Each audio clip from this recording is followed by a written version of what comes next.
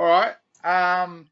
Well, we might start and welcome everyone to our third episode of Create Connects, our Aboriginal Arts and Cultural Exchange webinar. It's been really great doing these webinars and also the having all of the Aboriginal staff here at Create New South Wales, taking turns of being able to host these. So this week, it's a real pleasure to be joined by Tim and Bronwyn here on this, webinar for this week, and what's probably really timely and really important to hear, and have these guys share their experiences from their organisations. But I'll just, before I get into it, move to the next slide. And of course, as we start every webinar session, as well as everything we do, carry that acknowledgement of the country that we are on. I'd personally like to acknowledge I'm here on Gadigal country, down here in Sydney in Alexandria. I'm a Boomalli Murray living and working on Gadigal land. It's great being down here and as one of the points of first contact, and being continually reminded of that resilience of the Gadigal people who are still here, still in Sydney, still practicing culture, their community and so forth. And I think their lessons and the lessons particularly of all New South Wales people, and the cultural disruption that we've had, and the resilience, not only the resilience and strength, but the ongoing survival that we show is also really timely for the rest of society in these COVID times. Of course, with that, paying our respect to all of our community, our young ones and our elders. And I think these times actually, the role that our elders and knowledge holders play, and the importance of keeping them safe in these really troubling times. On a personal note, as I said, I'm a Boomalli Murray from northwest New South Wales, up around Tamworth, Manila, and I'd just like to pay my respects and remembrance that unfortunately this week we lost some very respected elders and leaders in our community up in Moree and Tamworth, as well as just previously the week before we lost another elder, and we're thinking of them and their families and the communities of Tamworth and Moree and extended families that go right across New South Wales in these times. So on that somber moment, just on that reflection, I think at these times we carry those thoughts with us, but it's also with this webinar of connections through digital platforms is one way that we can keep those connections strong. So before I get into it, we just go to the next slide and go through some a bit of introduction. As I said, I'm a Boomalli Murray. I've worked in the arts and cultural industry and the museum sector for about 30 odd years now. So I have the honour at Create New South Wales as being the Senior Manager of Aboriginal Strategy and Engagement here. And it's the ongoing, I guess, not job, but challenge and work of particularly championing or working with New South Wales Aboriginal communities to ensure that our culture is kept strong, our communities are kept strong through culture, and that the awareness and the appreciation and the understanding of the value that we have here in New South Wales, it continues to grow. It's always been along, and that we stand on the shoulders of champions of the past that have continued this work today and into the future, and embedding within our young people, so we keep strong. So that's a lot of the work that I'm about. throughout my career and bringing in to Create New South Wales. So any chance, and I think we're joined by two people who have been at the forefront of that, and particularly Bronwyn in the visual arts sector, has been a stalwart in that and continues to be so. And we really appreciate your work, Bronwyn, and the important thing of Tim and the messages that you get out. So next slide, thanks. So just housekeeping for everyone. You will notice that that this webinar is being recorded and an edited version will be published online, so people can keep on coming back to this, or those people who haven't been able to log on here can share in these learnings and experiences. We ask everyone to keep their mics on mute while the presentations are going on. We will have a time towards the end that they're going to be opened up to the floor to ask questions. But for your experience with the presentations, that if you are familiar with GoToMeeting for platform, up the top you'll see View Everyone tab. If you just click on that and change it to View Active Cameras, it'll just show myself and Tim and Bronwyn. And look, as you see, the chat function, if you want to click in there, introduce yourself, talk to other people, raise any points that through the presentations or any questions, and we'll refer back to that and include. So this is all about connections for all of us, and we really want to see that interaction. So next slide, please. So quickly, I'll just go through and introduce, as you would all know, because you're here, this webinar session's about our New South Wales Aboriginal Arts and Cultural organisations who are currently presenting programs and projects on digital platforms, and particularly timely with this COVID-19 situation we have. And these organisations, both Gadigal and Boomalli, were amazing in how quickly they transitioned. They were already in that space in somewhat, but taking the lead for our New South Wales organisations to jump into that digital platform to ensure that those connections keep strong. So as I said, I've already sort of talked about these amazing two individuals that we've got presenting, but of course we've got Dr. Bronwyn Bancroft, who's a visual artist working across many forms, and as I said, been one of the stalwarts of Boomalli with a number of other people as well, but championing that New South Wales visual arts or our communities down here in the southeast. We also use with Tim Leha, current CEO of Gadigal Information Services, which is, as you see behind him, Koori Radio, as well as they run our Yabun festival. So one of our biggest and most amazing cultural celebrations here.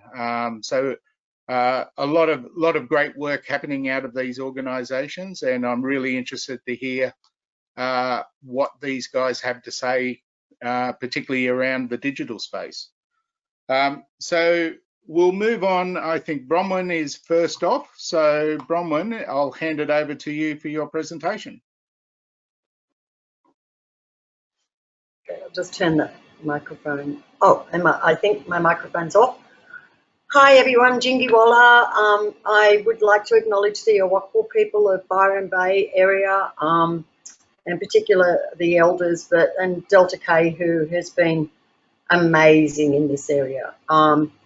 I'm really privileged to come here today and have a yarn. I think the more that we access digital platforms and communications, the more connected we are, and it also breaks down barriers between government and us ordinary people. So I think it's really about accessibility. So that's me in my studio, and this is me in my studio. And I just put a piece of work up called Home, which I think all roads lead to home. So I'm a Bundjalung woman, and I am working and living and involved in Bundjalung country. We'll go to the next slide, please. So today I've been requested to talk about Boomalli. So we closed on the 17th of March. Our chairperson is 83, and we have every single person that's a community member of our gallery has underlying health conditions. So there was no hesitation on my behalf as the senior strategist to close down immediately.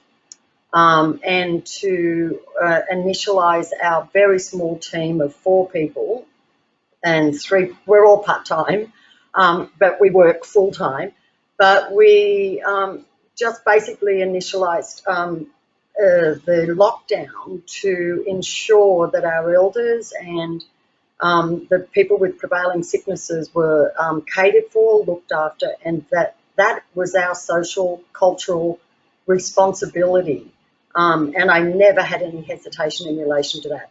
Irrespective of the loss of income, the priority was always about not only the mental health, but the physical safety of anyone that we were coming in connection to or with. So we closed the organisation. I got the staff to isolate to their own homes, and then we spent several days doing a full clean, disinfecting and cleaning the entire space. And then we started talking about how we could get our Diamonds in the Rough exhibition, which was our Mardi Gras show, online, so that our artists wouldn't be disadvantaged by the fact that we had to close, but also the general public would have access to this very important exhibition that was curated by Kyra Singh. So that was the first thing that we did. Quite apart from just closing down, it was a shock. Everyone was like, I think everyone was in a state of paralysis because, you know, people were fearful and we were fearful of, you know, not only our staff members contracting COVID, but generally just the wider, you know, population. So those were the first things that we did. And we also got our accountants to jump on any kind of taxation reprieve that we would get from the government, the federal government. So we started talking to them about once the JobKeeper came in, we were straight onto it. It was like that cockroach on the floor. We were going to get it. So luckily, for the first time in many years, we've actually had funding, which is an obscure moment around this whole event, that we've actually got funding for staff. And so we're able to push ahead and create, with security, new avenues to promote our artists. Next slide, please.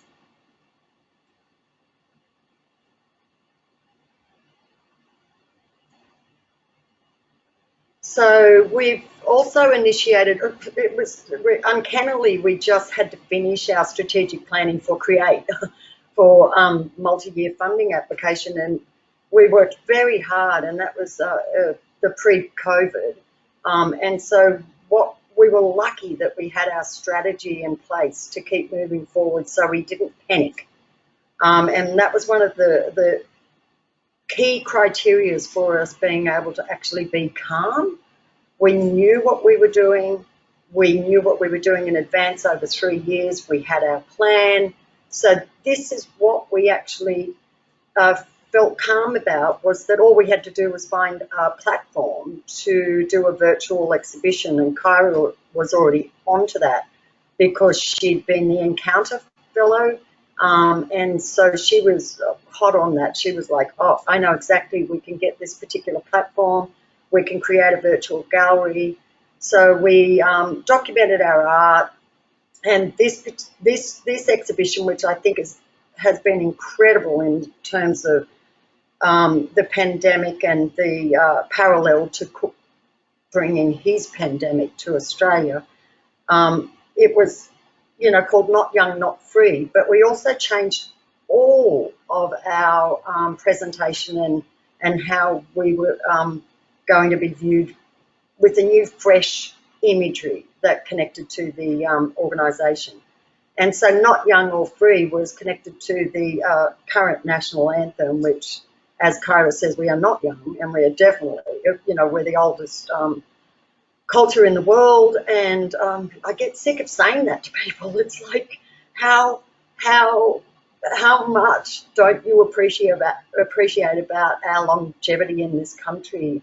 And I think the respect that this show has brought to people and reminded them that we are a very ancient culture, and as you so beautifully said in your welcome, Peter, it's about our resoluteness, it's about our survival, it's about our ability to be able to, I hate this word, but I'm going to use it, pivot. And it's also about our ingeniousness around our entrepreneurial skills. I think we're just naturally gifted and talented, and I think that across the board, I think everyone's got a beautiful something to offer. So getting this one launched by the 15th of May, and we built a physical exhibition as well. We have a thermometer at our door, we have hand sanitizer, we have now initiated that we will engage on an appointment-only basis, and we're not going to have a lot of people in there, and they have to play by our rules. So we've written a notice and put it on our website to say, if you are sick, do not come here, but we are going to continue to look after our people. Not just you, but our artists, our staff, and just anyone that actually comes into our physical environment. So we're being quite stern about that, and we're going to continue to do that until September. We don't want to have any peril that could penetrate our organisation and harm any person, not one. So I feel really proud of Boomalli's Not Young or Free exhibition. I've got to take my hat off to the very small team for what they got done, and just the freshness and the vibe of it was just great. Next slide, please. And we're going to, we hope, we're going for every grant in the world, of course. We'll have to spend decades acquitting them, but one of the things is that we've got Dennis Golding. We're hoping to engage him as a beautiful young designer to do our new image, and just the vibe that he puts off. He's got a freshwater, saltwater vibe. The imagery is so fresh. He's an extremely talented young man, and we feel honoured to be connected and have him connected with us to create this fresh energy. We've sold, normally with Boomalli, we're in a sort of a pretty crummy position there, but we are going to lift the caveat with the help of Alan's law firm so that we own that building. And I'm very, very big on ownership. I don't care about placement. And one of the big things for us around the COVID catastrophe has been the decentralisation and ability for us to be able to share on the web. So the first thing we did on our digital platform with Not Young or Free is we've sold 8 paintings immediately. So from Friday to Monday, we had 8 paintings, images sold. And that's amazing for us. I mean, we're super stoked. In 2-day turnaround, we've actually achieved sales at a time when we were looking at not making any money at all. And the pressure to deliver for a lot of our regional artists has been around putting money into their hands. And we only take 33%. Most commercial galleries take between 45 and 50. So the amount of money that our artist gets back is greater. So when we were coaxing our regional mob to send in their work for this virtual exhibition, they're all like, ugh, but they did it, and it's a really great show. So and great to have the sales and send that money back to our artists who have been engaging earnestly over this period, because in the lockdown it's been a time for creativity to really just blossom if you can get your head around the fact that there was this pandemic. I think that might be the last of those slides, unless there's one more. Oh yeah, so that's just so also what we've initiated is we're driving all of our digital platforms immensely. So we're constantly posting. We're also doing a Meet the Artist, which we do on a weekly basis, where the artists answer the same questions, and then we do a presentation of their responses as well as their images and a picture of them and their language area. And also that has been, increased a lot of our traffic back to Boomalli, and so our online traffic has increased. We're working really hard to get our online educational resource centre available from when COVID decreases and we feel safe enough, where we're going to allow university students and secondary tertiary students to come and access our voluminous library of ancient archival catalogues, information. We have an abundance. So we're working on that. Then we're going to keep all of our shows online until we get to the September negotiation around safety. And we're going to, if successful with our funding for the new branding, we will be upgrading all of our branding over the next month and working really hard to just, keep on top of it. And I think the essence for us has been to try and maintain some essence of positivity for all of the people that are involved in the organisation and promote a sense of safety and well-being for our artists. And I don't think we've done that. I know we've done it. And we've been very successful in assisting people and taking proper precautions and still going on and promoting and talking to artists and engaging with them and making sure they're okay.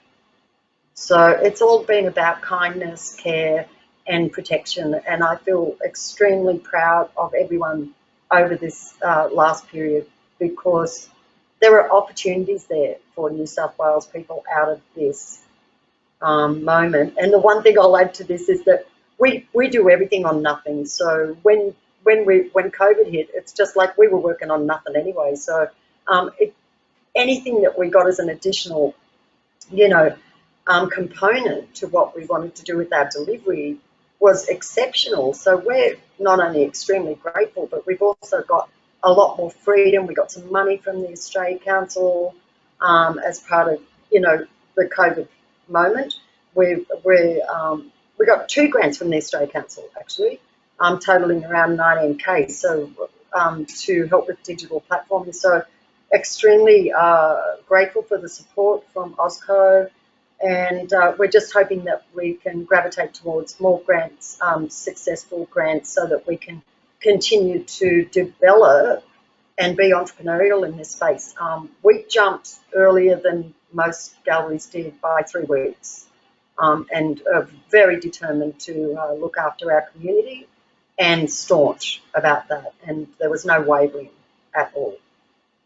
And I think that's kind of enough, unless people would like questions. If you think so, Peter, is that sufficient, or are you going to ask questions? Or yeah, look, I might change it up a bit. I was going to throw in a few questions, but I think there's going to be some synergy there with what Tim's going to speak. So we might hold those to the end. Yep. So I'll hand it over to Tim Leha from Gadigal Information Services. Thanks, Bronwyn. On. Okay, hopefully people can hear me now. Yeah, thank you, Peter and Bronwyn, and I guess I'd also like to acknowledge the traditional owners of, Gadigal country in which I work here in the studios today, though for much of the last 2 months I haven't left my suburb up in the northern part of Sydney, so this is one of my rare occasions back into the office. So just a bit of background for those people who don't know who I am. My background is mostly in video production. I started back about 16 years ago on SBS on Living Black as a video journalist, and I've kind of progressed from there through to I was a curator at May Lane Street Art Project, Maze, for a while. I was at NITV for several years, and my most recent day job was at the ABC in Tamworth. I'm also of, I guess, Camilla heritage, and it was great to be able to have an opportunity to actually get paid like a grown-up and live on country, which was quite good. And in the last couple of years, I've been back in Sydney, and for the last 9 months, I've been wearing the hat of acting CEO here at Gadigal Information Service. Next slide, please. So Gadigal, for those people who aren't aware, is we're an Aboriginal community-controlled arts and media organisation. We're based in Redfern here in New South Wales. Actually, at the old Redfern Theatre site, on the site of where Radio Redfern was back in the 80s as well. And I guess people know us principally for Koori Radio. So we have a community broadcasting license, 93.7 FM through Greater Sydney. We also showcase arts and music through things like Club Koori's and Yabun Festival on January 26 each year, and for programs for emerging artists like Young, Black and Deadly. We have had a very strong record as being a career pathway into the media industry. A lot of people that you might have seen over in front of a camera or behind, heard behind it in different media organisations may have spent some time here at Koori Radio and Gadigal along the way. And also, there's a pathway where we have been supporting musicians to find an audience, from when they first started out to becoming, quite established names, I guess, within the Indigenous community and further afield as well, which I guess is the position that Gadigal really serves. Next slide, please. Yep. So, most people who are aware of us would know us from Koori Radio. We have three main programs that we have paid staff presenting over the course of a day, Monday to Friday. Our day begins with the Brekkie program with Sarah Khan, with Sarah Khan from 7 till 9. Media, I guess, legend Lola Forrester, who's been around for decades, takes Black Chat from 9 till 12.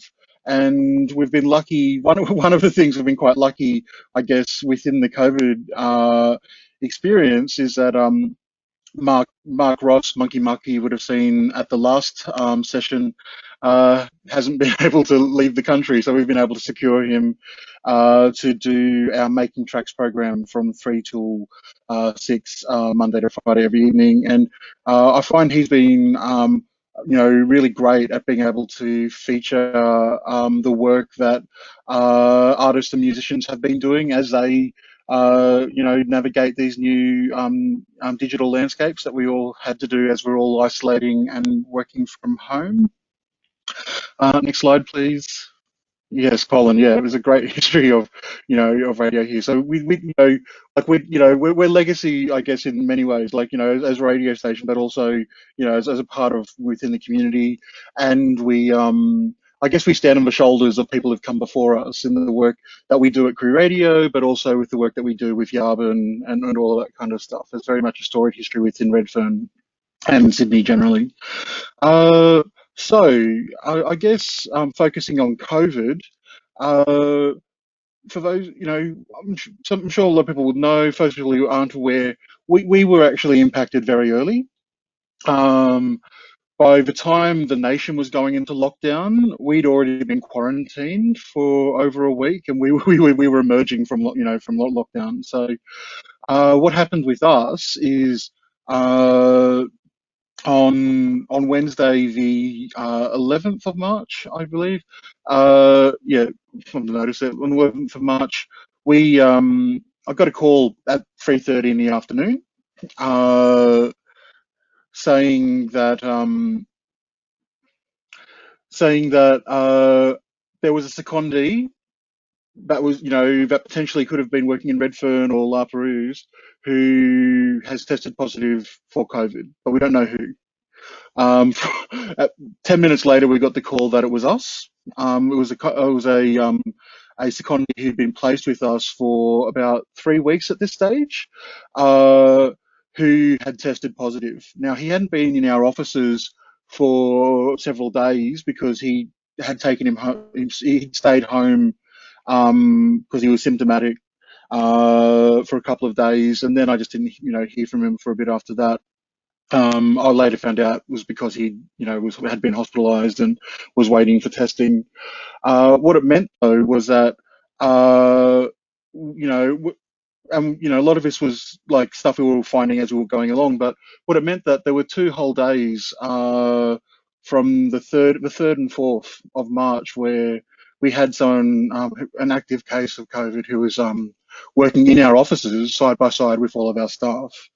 So on that Wednesday, we gathered in teams, worked out a plan forward, went away, did our jobs, of what we were meant to do, come back. A lot of it was just like researching what was the right thing to do in that particular point.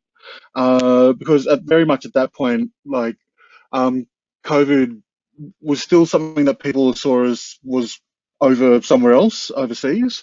But what we didn't realize was that not only was it already in our community here in Redfern, but it was actually in our offices. So by 5 o'clock, our whole office was going to get tested at the closest COVID clinic, which happened to be at RPA.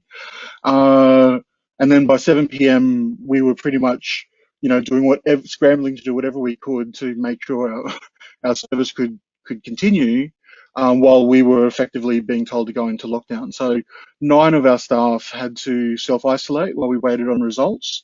Luckily, all of our staff tested negative, though we still had to wait out the 14 days from when we were in close contact, and before we could return to work. So for about 4 or 5 days there, like we closed to the public, we closed to everyone basically. We had to get people to come in and do a thorough clean of our level. The impact was actually to the rest of our building. We were on level 3, so the other 2 levels effectively were also, closed down because of this. And, everyone has had to, I guess, work out their own plan about how they return. But basically what it meant for me was to go, well, we can't be affected like this and not learn lessons from it. And so, I'm very much with Bronwyn about, like, safety first. We have to protect our team, we have to protect our community and all of our stakeholders, and we have to lead by example as well. And as I was saying, from our perspective, it's like, it wasn't like a philosophical kind of thing, what will happen if. It was like we were very lucky. We were quite lucky. Like I know, like, I personally had several meetings in very close contact with this individual. All of my team have, we're all, like we have 100% Indigenous staff, and just like the rest of our communities, a lot of people are in, high risk, categories and stuff like that. So there was a lot to consider, but, because we essentially became a jukebox for those first few days, we were locked out of our offices. We didn't have the resources or the training to be able to continue doing our shows live. We basically had to, like, schedule a lot of our programming from other parts of the country. So there was live broadcasting, but from our partners within, the broader Indigenous radio network. But like, we wanted to make sure that, we weren't affected like that again. So as soon as we came out of lockdown, I guess we moved to make sure that, we knew that, looking at the rest of the world, there was going to be a lockdown of some description, because back then there wasn't. Like, you know, like remember back in those times, like it was like the private sector was moving before government when it was coming to making lockdowns. People, like individual companies, were making their own choices for their staff before, you know, there was a formal announcement. But by the time we were able to get out and try and get stuff, we were affected by the same supply lines issues that everyone else had. And working from home stations like laptops and other things like that became the new toilet paper. So, you know, there was a very sketchy period of like trying to find the resources, but also like, you know, scrambling to like, one, define if we were an essential service, and two, are we, what do you call it? Are we, how are we going to pay for it? Because like for us, there was no question, like our core service is to be able to message our mob, you know, in a trusted and accurate voice. And, you know, so that became our highest priority. Now, next slide, please. So, okay, no. The one with the radio, so two back, that wasn't a duplication, it was, no, back, that one. Okay, yeah, the radio one. No, yes. Okay. So the challenge was, how do we keep these guys on air? How do we get them back on air? Like, you know, and how do we, you know, make the most of, you know, the time that we were affected? So it took a while. I don't think we ever officially got the wording from the New South Wales government that we were an essential service. We just decided we were. Like in Victoria, it became a thing that once we were lobbying the federal government, the federal government decided that it was up to the states, and the states kind of just like made their own decisions in their own time. So Victoria, like, you know, in Victoria we would be an essential service, you know, and New South Wales, there was a grey area. So we just kind of defined ourselves as one, and just, you know, committed to staying on air. So we had to get, you know, we had to go through the process of, yeah, so for, you know, so yeah, we had to, you know, troubleshoot a solution, and then we had to train our staff. You know, people were using, people didn't have like gear, you know, they had different types of gear, the internet quality wasn't the best. We had to invest in audio gear that was broadcast quality, and we were able to do that in a very quick turnaround. It was a very rocky month in April. Like we started out not knowing how we were going to get through it, but committed to finding a solution. And by the end of April, we were able to make sure that all of our staff broadcasters were broadcasting live from home. So at the moment, that's the situation we're currently in, and our broadcasters are spread out across Greater Sydney, but they're able to broadcast live from home now, and we have confidence that that's something that we can keep doing, and it's something that we are keeping on refining. You know, and I guess like, you know, I do want to take time just to thank my team for like being patient and committed and just getting across that line there, because, you know, it hasn't been a happy situation all of the time, but like, you know, the outcome has always been worth it. Next slide, please. That one, yep. So I'd also like to point out that we also have a team of over 30 volunteers that do our radio programming, you know, throughout the rest of the week. We do broadcast 24/7, 7 days a week. We have 21 volunteer shows. Now, some of these guys are also broadcasting live. There is a mix of skills along the way, but it has been a very steep learning curve, and there's been a very different mix of skill levels. But at this stage, the majority of our volunteer shows are now recording as live at home and being scheduled. So no one's coming into the office, but our shows are still on air. So the majority of our shows that were on air beforehand are now on air still, with various different solutions. Jahan up in the top left, you'll see there, he was saying how he actually does his show recording via Zoom. with the other people who come onto his show and keep the audio from that, and that's what he puts plays to put on air as well. And there's lots of different kind of solutions that we've been having to troubleshoot and make sure that all of our diverse broadcasters are able to keep on doing what they do for our listeners. Let me see. But moving away from the radio side of things, next slide.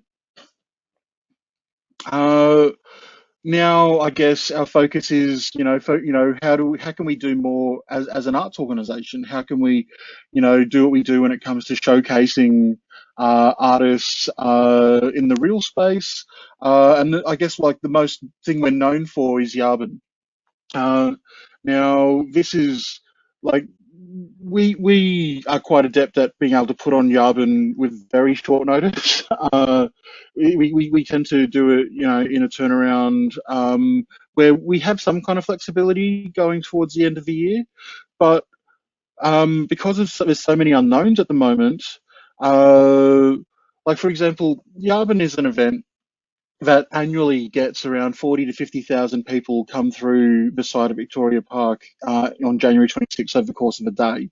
One of the most popular parts of Yabun is the Elders Tent. So it's kind of like, when is it okay for us to plan an event where we ask our First Nations elders to come together in a public space, for an event that has thousands of people? And, obviously that's going to be a challenging thing. Like we still need to make the call about, is this something that we're going to do or not? Obviously, like everyone else, we're going to have to look at moving things into the digital space as well, and find ways that can be useful for people.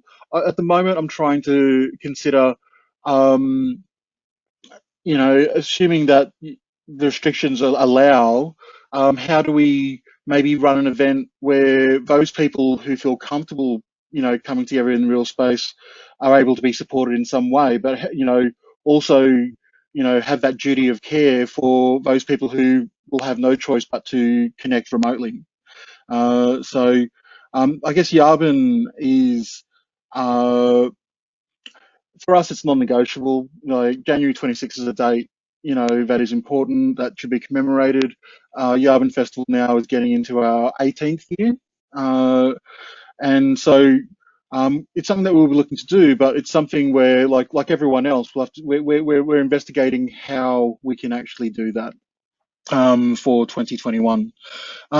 Next slide.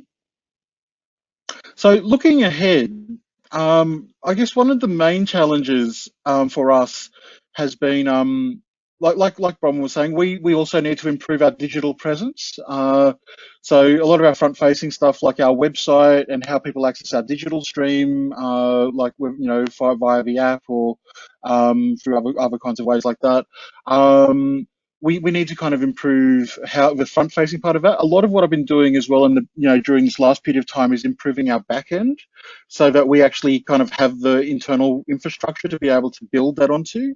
Another project that we're looking at doing is focusing on our archiving.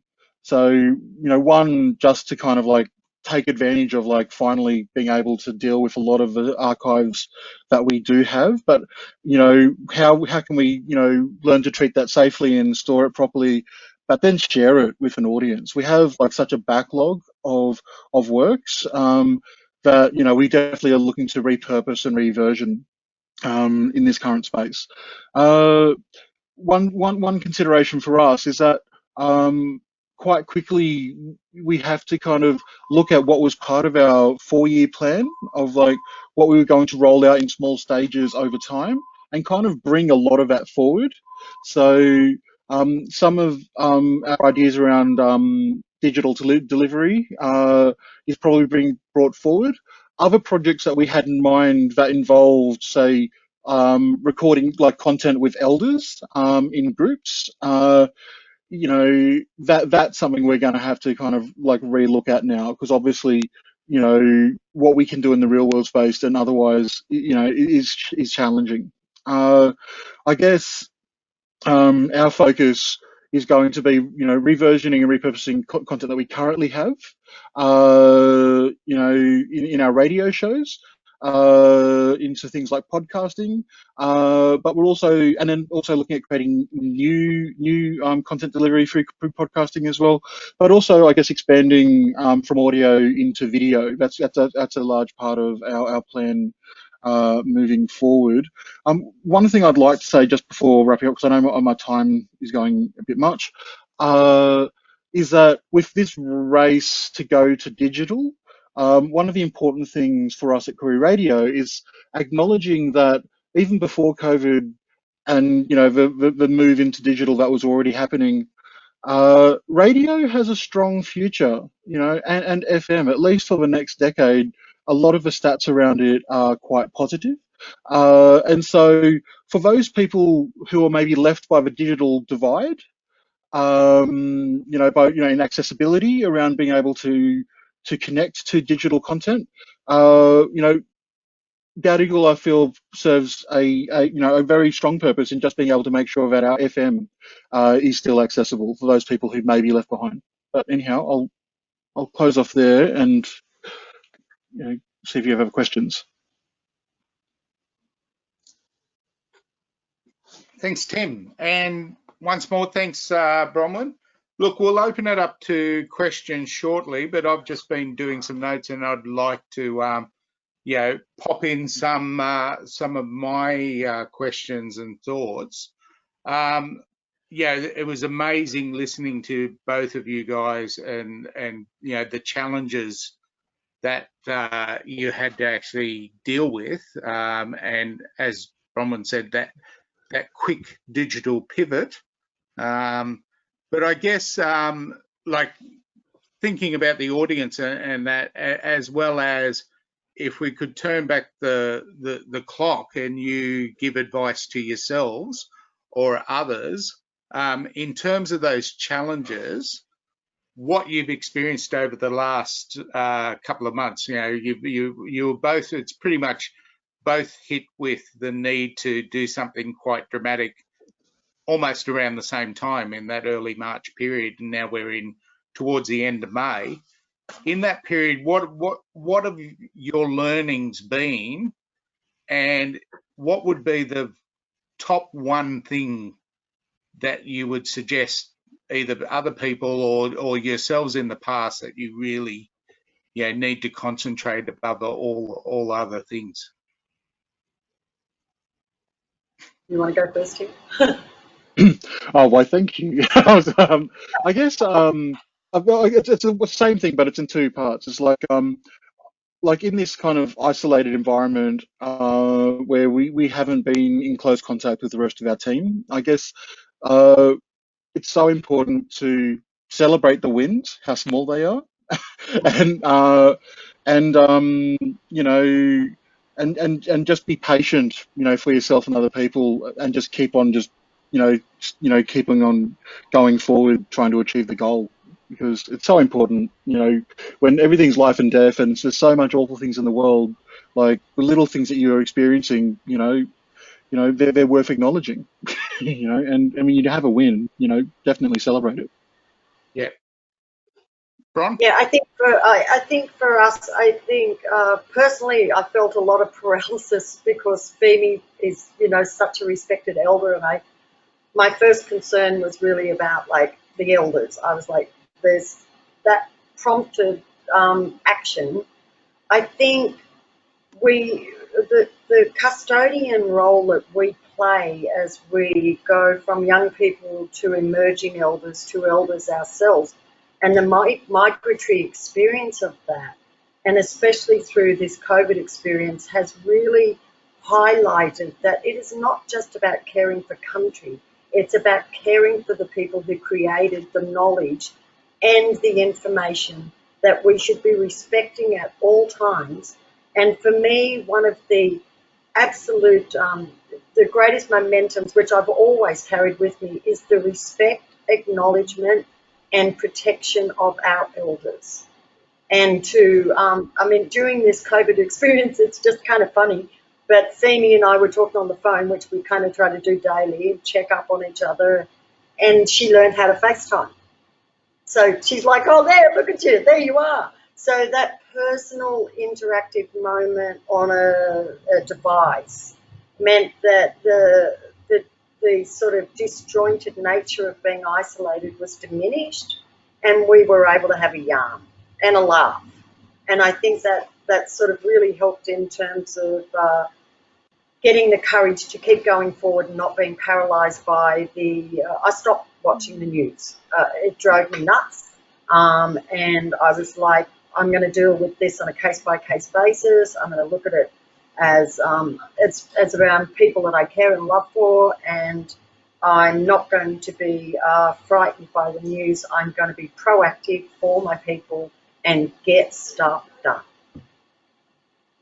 Yeah. And look, I think from my experiences, during this time, that thing of keeping our community safe, and being paramount, offsets about, businesses, getting back to business as usual, or the economic base, and that we're sort of surrounded, but it sort of once more illustrates the real value and how great our, us mob are and our communities, and my 10-year-old son's still struggling. He's back to school, but he's questioning why is it safe for me to go to school, but my two nens are sick. Am I going to catch something and give it to them? And and that's the thing. I think the health, it really illustrated, how many of our people on the complex side of chronic disease and all of that are at major risk, and that whole notion of caring, and that's a paramount in all of this, which I guess goes to my next question, which is interesting. Like, digital is always looked at as a great platform for connecting, and you can, the benefits of it is getting more out there and exposing to a greater audience base. But how to, like, I guess tying it in culturally as well, because the last 2 months I've been working from home. I think I've had more bloody meetings in the last 2 months than I've had in the last 12 years, and all of that.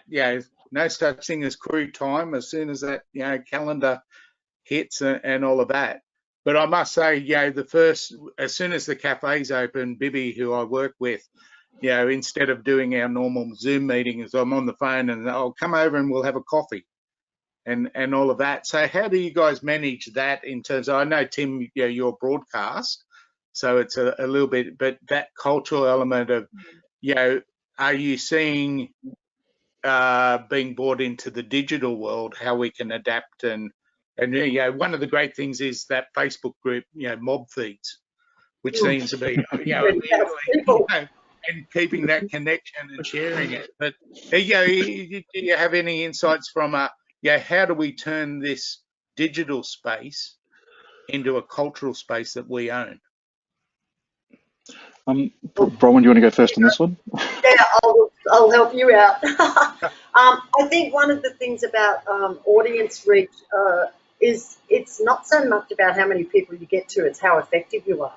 And the point is that if you can affect, change, alter, help, assist, and be there in a real sense on a digital platform, then you're going to be an effective organisation, because at the end of the day, that old sunset question, what we need to do is we need to be effective for our people. We don't need to just come up with the stats and say, hey, we've got 5,000 people, hit that, whatever. Show me the change in people's lives and the effectiveness of looking after people in a real time, and I will show you an effective digital platform.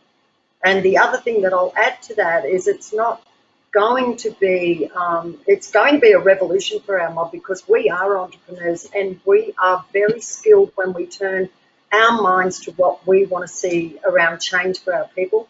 So the connection is going to become even more important, and people are going to have to drop their political boundaries and come together to really look after these communities that we're so proud of. So we need to really be underpinned and resourced to be able to gravitate to the century that we're now in, and to be able to exercise and illustrate our skills and our helpfulness to our communities. Great. I guess for me, like whether it's in digital or in analog, the platform, I guess, it's important for authenticity. That if we are, creating, spaces for, I guess, Indigenous people, like, everything that we do, we have. Well, not everything we do, but like principally we have Indigenous broadcasters that are showcasing Indigenous talent, focusing on issues that are important to them. So, I mean, it's the kind of thing that we do day in, day out, whether it's Monk with his focus on arts and music, Lola with her current affairs, and Sarah just like, spinning her yarns and like, talking about her from her experience as well. As a strong, dynamic young woman from Western Sydney. Yeah, I think like whatever the space, the important thing is really in just making sure that the people that we're going to be putting there are coming from a space that's from with community, and that they have the confidence to speak from where they're from, I guess. Does that make sense? Yeah. And I think that's the next sort of body of work of what is that body of practice that we can enhance and make part of the mainstream and the way we do business. Yeah, I mean, like, looking at mob feeds, I think it was probably, part of this, the raging success there is that everyone was able to see that, they were sharing something that was, true to themselves, and other people were able to see that, how they're breaking bread over there is similar to what would be on my table or my table when I was growing up, and things like that. And I think, that's probably the key, is to make sure that, that all these spaces are, or, like, it's so great that they're organically growing for us, by us, I guess. Yeah.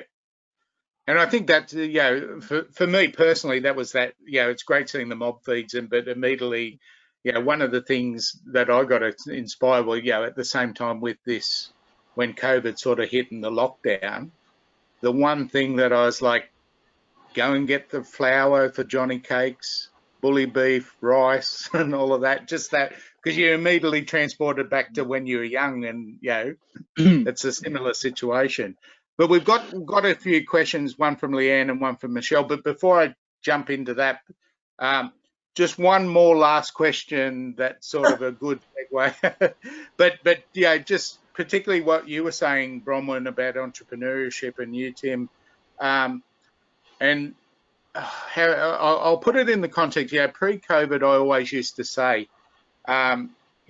in terms of blackfellas, we were always hearing this celebration about our resilience and survival, and I even said it, in the acknowledgement. But I've sort of conveyed to a lot of people, sometimes that shits you off a bit, because everyone just celebrates our resilience, which means they're just happy. Well, for me, could it be construed as they're just happy for us to be surviving?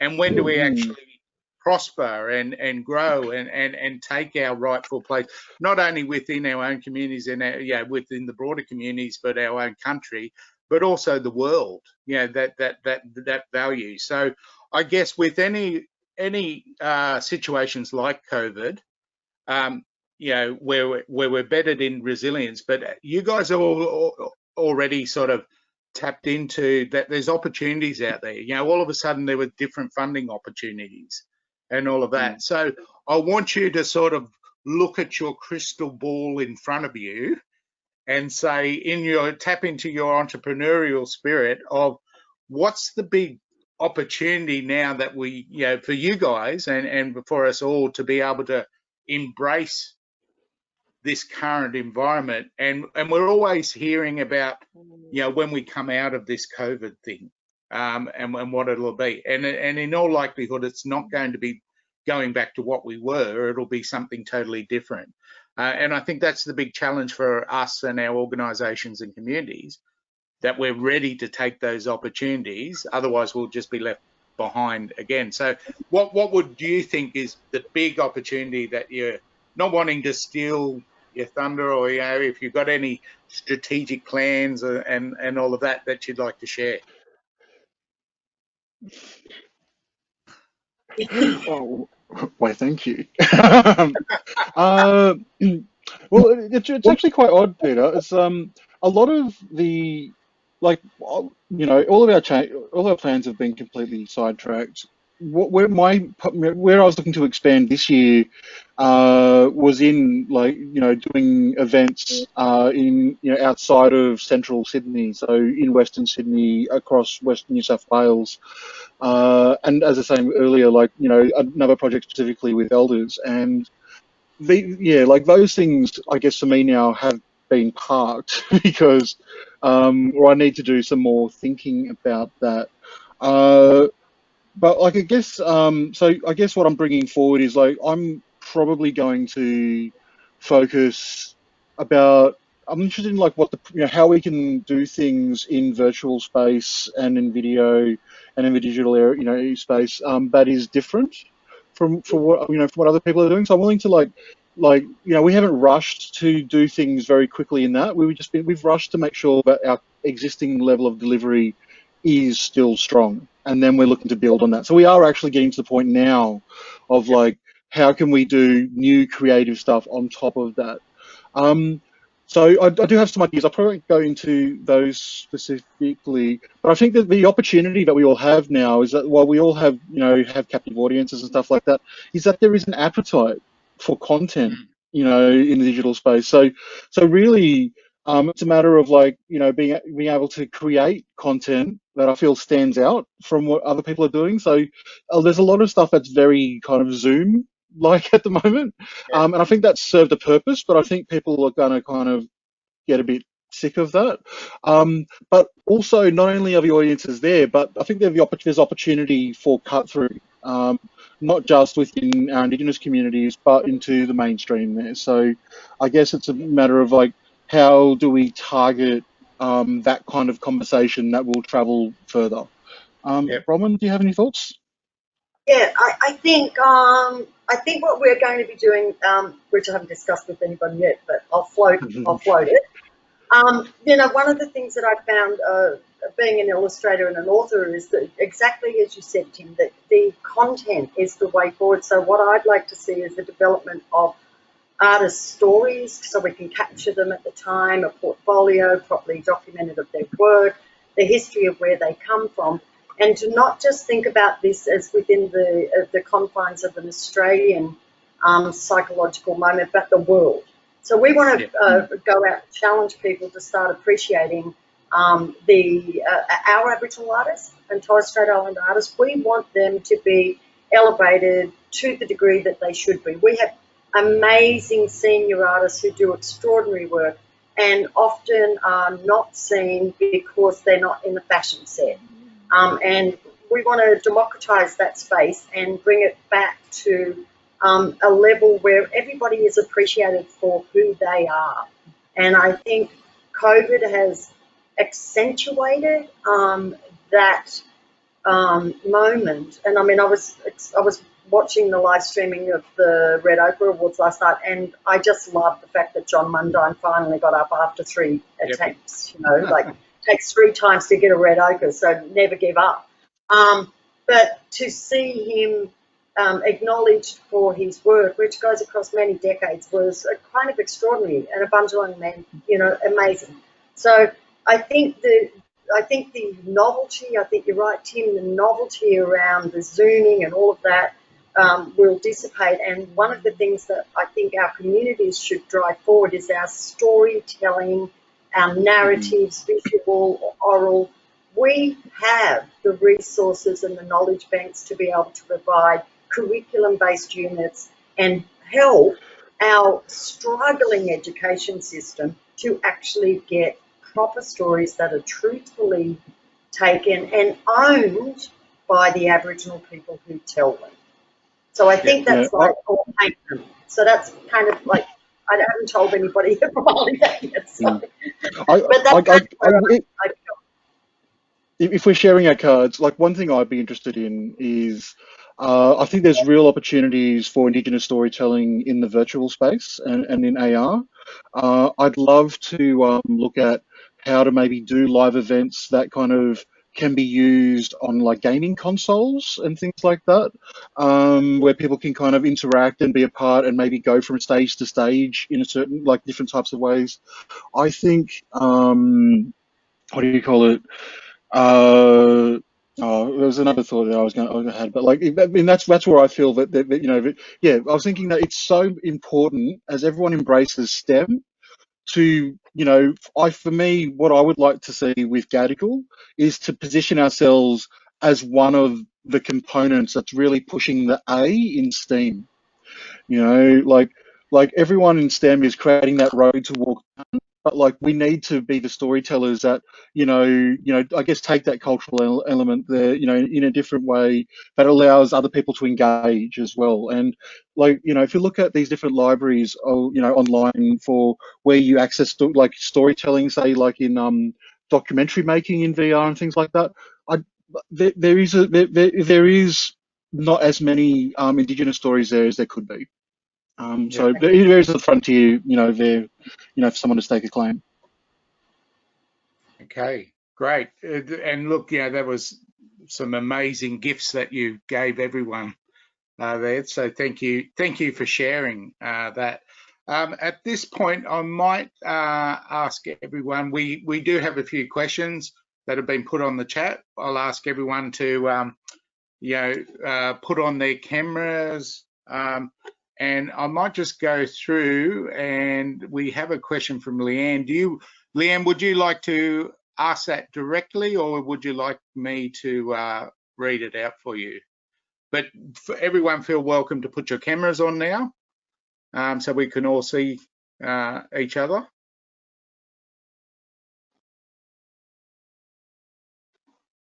Do not have a camera set up, Leanne. Yeah. Okay. Okay, Leanne, I might just ask, and it was a question directly to Bronwyn. So, Yama, within Boomalli exhibitions, can an artist send in digital images for exhibit rather than the original work, particularly if based in a regional area? Yes, that was one of the things that we're just going to have like a little disclaimer to say, like, at the end of the day, not everyone has access to top technologies, and we're not going to discriminate. If this has been taken on an iPhone, the disclaimer will read that that's been done on an iPhone or a Nokia or whatever. That was one of the major things that we let people know initially, that we ended up getting transport for most of the art. The guy, actually, the courier told us that we had to wash down all of our artwork with metho, which I thought was very strange. You're dealing with conservation of art. So we didn't actually do that, but we did manage to get physical artworks picked up, but we just said to people, take a photograph, we'll do our best, but we'll make sure that people know that this is a COVID experience and that we're just happy for you to be developing work and sending it in. So, yes. Okay. And of course, contact, you've got the contact details on your website, Bron? Yep. Okay, next question from Michelle. I did see you early on, Michelle. Would you like to ask your question, or do you want me to read it out?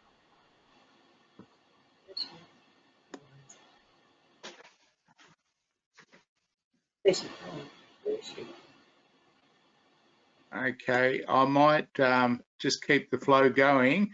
Michelle asked, and this is one of the, the challenges out there. What about the issues of inequity, access to digital space, access to computers and internet? And I think particularly in our communities, we're seeing that right across the space, whether it's online learning for our kids at school to in the art space and others.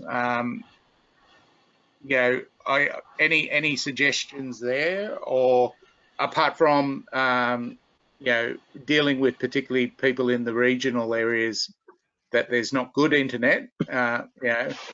You experience that daily, I guess, Bron. Yeah. Where I'm living, I mean, I have to come down to the studio to do any internet access because I'm living on top of a mountain at the back of Mullumbimby, and the Wi-Fi sucks. But one of the things that I personally have initiated around the non-technological setup for some of family members is that actually kind of stopped thinking about the technology and putting pressure on them, and started growing gardens, developing seedlings, sending cabbage and cauliflower seedlings back to people so that they could build gardens, and just to take the pressure off that around feeling isolated. And most of them where my family are from have landlines, those old-fashioned things. And then my daughter, who's currently with me in the studio, we had to initiate distance learning for her third year at the National Art School. And so basically we've revolutionised our day and weeks to come down here for 2 days. She can work and get proper Wi-Fi, and then we go up and do practical stuff and make art and create and garden and kind of like I said, I don't think I've ever been busier in terms of meetings and locking in with people. One of the things that I think it's a distinct disadvantage for all of our young people, and some of them may not even be able to get back to their open learning situation or real learning situation, is that they need proper computers. I mean, it's ridiculous that we have a distinctly private school moment and a public school moment, and I'm very cross about that. I believe education should be free. I think no one should be diminished by whether they're poor, rich, or whatever, and we should all be on equal standing, and there should be no government funding given to private schools. I've just written an article for the local paper about equity, equality, and how we can actually step up to the plate and make change after this COVID experience for real. Let's not talk about it. Let's actually make change, and make that parity and equality around money and the distribution of it, which is actually our taxpayers. I would love to see our people, all the poor people and disadvantaged people in this country, get some equality. So I'm on a rampage at the moment to make sure that we come out of this with change. Yep. It's a C word, but it's about doing stuff. Tim? Yeah, I spoke a little bit about this earlier, but yeah, very much aware of a digital divide, but also I'm very much aware that FM remains an important service for what we do. The more that we, I guess, pivot and redeploy into these digital environments, for us, like, there still needs to be a level of content delivery to FM. Like, even as we branch into audio, our storytelling has to be able to be versioned, for radio first. I think, like, my background at the ABC, for example, when I was with ABC Open, like, we made so many videos there and all these other types of things, but and like, we made things ABC News 24 as well, not just for the website, which is where most of our stuff was housed, but it was very much like a sensibility that everything was radio first. Everything had to be able to be played on air, as well as being, shared on Facebook or on TikTok or, whatever the latest fad is. Beyond that, I agree with Bronwyn. I feel there needs to be a plan of making sure that resources are in the hands of people who aren't able to access it as freely. I'm not sure what role there is for Gadigal here, because there are other community organisations that are closer to people when it, to the ground, I guess, when it comes to giving out things like that. But one interesting idea I saw coming out of the States throughout all of this in poorer communities is when in this whole idea of redeployment, while schools were shut, they were redeploying those yellow school buses as Wi-Fi stations going out into communities. I think there's like a real opportunity there for identifying where there are brown spots, I guess, like, or black spots for communications, and maybe like a telco partnering with a local organisation to actually create mobile hotspots for Wi-Fi and things like that in different communities. I think that's a conversation that really could be had. Yes, sorry, but Leanne, yeah, like 93.7 is only in Greater Sydney at the moment. We are looking to go to a new tower in the next 6 to 12 months, which might get us down to Wollongong and the Central Coast. But yeah, unfortunately, yeah, for those people who aren't in Sydney, you have to get us by digital stream. In which case, we're accessible around the world. Exactly. Okay, and the other question from Ashton. Ashton, would you like me to read? Are you're right to ask? Yeah, I can ask. Thank you. Okay, Can everyone great. hear me okay? Yep. All right. I've just got a toddler on my lap too, so I apologise if there's any random screaming. No, don't need to apologise. When you guys are looking at updating your web spaces and things like that, how are you finding your graphic designers, your web designers, and all those sorts of people? Obviously, with a preference for First Nation designers. I'll go first. We've got a very, very determined young curator called Kyra Kumsing, and she has been pounding Dennis Golding's like, come on, Dennis, you need to come over to our site to do this work for us, like this, come over to, like, out of Redfern, come over to Leichhardt. So she's been constant, and we love the way that he does his images. It makes you feel like his images make you feel light, and I think we all gravitated towards that when he did it. And it's obvious he's just got this really great way of, you want to reach into his images. He's just got this, a bit like Michael Riley had in his photographic images. There was just like this really beautiful essence to it. And I think the guy's, obviously I'm raving about him, but I think he's really gifted. But I think with web development, it can be very grey areas. You could spend a lot of money on it. I think you have to gravitate to what you think your audience will really love. And I think if you actually love it, really love it, then other people will. There will be people who may not, but you play for the majority in these cases, and you take the flak from the people who don't like it. Cool, thank That's you. For us, yeah, as much as possible, we would choose to work with Indigenous suppliers, and there are so many Indigenous designers out there these days. Like illustrators and things like that. For the actual website creation, like I know, like the guy, there are some companies, but maybe not as many. But like for me, yeah, I mainly just go to personal networks because, like, off the top of my head, there's like, either people I know or people who've worked with Koori Radio over time, and I agree with the comment, like, Kyra does rock, and Dennis is awesome too. He's done stuff for us as well. Yeah, so that's my first step, unfortunately. So I guess if anyone has any ideas, maybe, like, I don't know, Peter, is there a resource that kind of collates all of those, like, people who are currently in that space? Yeah, I think that's what's sort of needed. And look, that, I guess that's a good segue. And thanks, Leanne, for that great question earlier, as well as Ashton and that. Look, I think even in changing the way we do business, even these webinars are an interesting point. Why has it been up to COVID for Create New South Wales to actively engage with the sector that it works with, and have they? And I think that's the thing for us to actually look at is supporting the resource base. And the previous question, I think one of the difficulties, our realities. There's lots of service organisations out there, but there's no Aboriginal service organisations. There's no one in that space. And it's interesting, the new closing, we're sort of seeing a bit about the new Closing the Gap national agreement. And it is all about what we've been asking, and many Aboriginal people and communities and even the people on this panel have been saying, it has to be about Aboriginal control.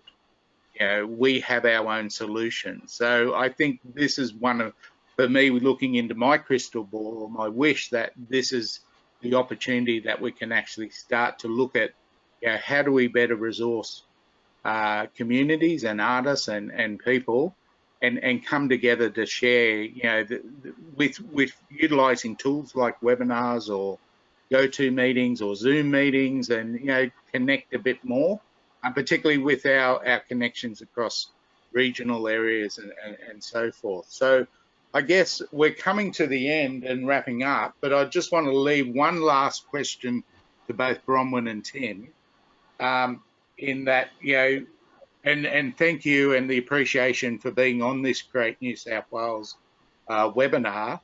But what would be the one big thing that you'd want, whether it's Create New South Wales, you as Aboriginal organisations, to either ask or, more importantly, tell government about what you guys need in this space?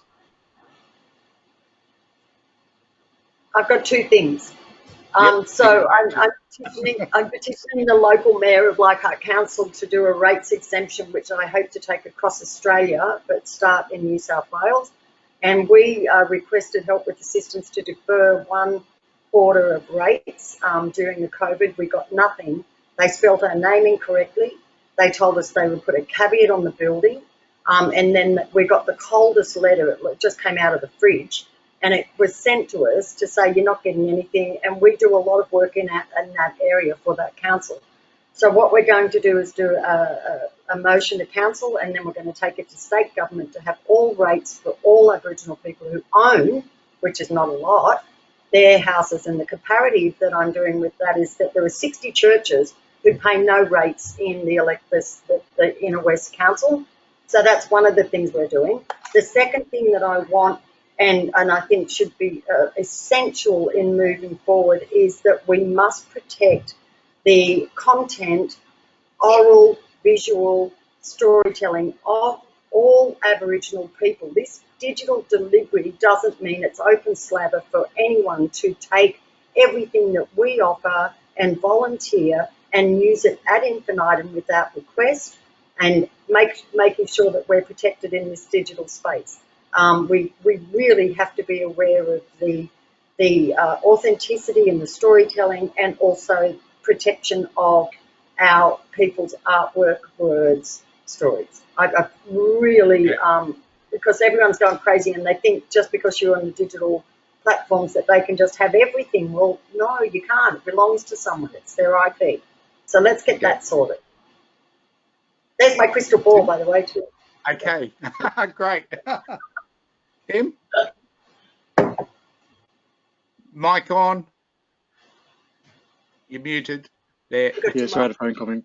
Yeah, so first of all, I agree completely with Bronwyn about the whole rates thing. Like, I think it's outrageous, like, especially like in the Newswell kind of network, where like land councils have to pay rates to shires and things like that. Like, it's outrageous. It's not land rights with land rates. So yeah, I think that's a great insight that I hadn't even considered in this particular space. Like, what we'd be looking for from government, I guess, is like more resourcing. So like, you know, because like, I mean, we could kind of like go down the list of the things that we need, but like really just give us the resources we need and let us determine for ourselves. You know, I mean, that's at the heart of it. We, you know, like for example, broadcasters, we just got 12 months extension with our funding. Like, we normally get 3-year funding. With COVID, that's been put on hold. We have to go and renegotiate for next year. And we're always just like, you know, asking for the scraps, you know what I mean? And then hoping that like we'll at least get no change, because the last we want is a decrease while the government's looking to do cuts across the board. I mean, an acknowledgement that like the arts and, you know, the Indigenous sector are vital services that should be funded. I mean, that's just kind of like a base level. I know for us, like, there are so many challenges without COVID where we need to expand and grow and all this kind of stuff, but the odds of like our funding going up, you know, you know, it's not something I trust where everything else is going down. So yeah, I mean, adequate funding and acknowledgement that what we're doing is important, you know, is the base level of entry, I think, and then everything else flows from there. Okay. All right. Well, there's some very good points. And look, you know, it's an ongoing challenge for us all. But I think, as I said, with these webinars, one of the things, you know, whether digital can assist in that, but being together, supporting each other, coming together, having these conversations, sharing the learnings, we need to do more of that. And I think that's the important thing that we're actually seeing. And we'll certainly be taking that on board here at Create New South Wales. But I'd just like to once more say my thanks to both Tim and Bronwyn here. You know, it's been great to be part of this conversation with you guys, and I'd love to have the opportunity to have more conversations or keep going, but we're all very busy. So I'll draw that to a close. If we can go to the next couple of slides and quickly go through. As you know, our current funding support coming to a close. You know, we do have two current rounds open for this financial year, and that's Creative Koori Digital Initiative, which closes on the 31st, which I believe is Sunday, if I remember, and small project grants on the 30th. I know, you know, there's lots of people out there who have already applied, but that's last small window. If you need more information, next slide. Here is our great team here at Create New South Wales in the Arts and Funding and Development team. Tammy, Taji, Colin and Michael are all there. Emails, phone calls, we're here to help and support you, particularly in this time, but also in the lead up to the closing dates of those really great opportunities to help people either in small projects or that digital pivot as we've been talking about. Next slide. The next webinar will be on 11th of June, Making Connections and Making Money, which will be quite topical, you know, and a great lead on from what we've been talking about how, you know, how do artists and communities sustain themselves in all these challenging times. And the next slide, I think, is thank you. So once more, thank you to our presenters. Thank you to all the people who have called in to listen. It's been great having you, everyone here. And thanks also to the guys behind the scene and our staff, you know, Tammy, Marilee, who's been running the back end of these sessions with support from Taji and Colin and Michael, and also Bibi, who works with me and supports from that end. So once more, thanks. It's been great to do this, and I look forward to engaging with everyone, you know, down the traps. Thank you. No worries. Cool. Yep, thank you, Peter and your team, and thank you, Bronwyn. It's good to hear you. Thanks. It's you too. Take care, everyone. Okay.